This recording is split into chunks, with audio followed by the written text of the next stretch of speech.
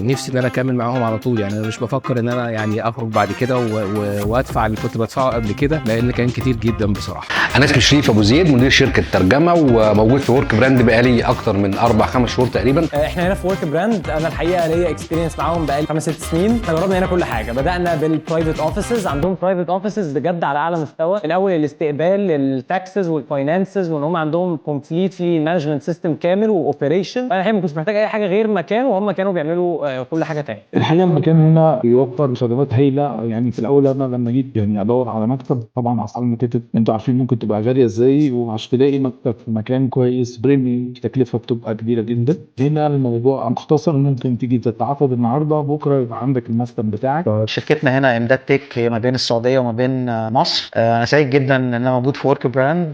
احلى حاجه في المكان ده كله الاستاف اللي حوالينا دوت بصراحه. وانا موجود في السعوديه اي حاجه بطلبها بتتحقق على طول. التيم عندي كله مبسوط، وان شاء الله مكملين معاهم على طول. انا بقى هنا يمكن داخل على سنه. بصراحه المكان كويس جدا، فيه خدمات كتير، انترنت، تصوير. كان في شركات كتير حتى في مجال شغلي بتتطلب ان انا ممكن ابقى اكون سبورت معاها حاجات كتير قوي يعني. في كثير من الخيارات صراحة عشان نبدأ. أولا كمكتب، من الخيارات هذه كان ورك براند، تمنا معاهم شهر. صراحة من الأماكن المتميزة، أولا لعدة أسباب: الفريق متكامل متواجد طول الوقت، إضافة إلى أنه كل الفاسيلتيز الموجودة عشان واحد يقدر يبدأ عمله موجودة، إضافة إلى أنهم بيقدموا خدمات ثانية زي المالتي ميديا، السوشيال ميديا والأشياء هذه. تجربة أقيمها 10 من 10.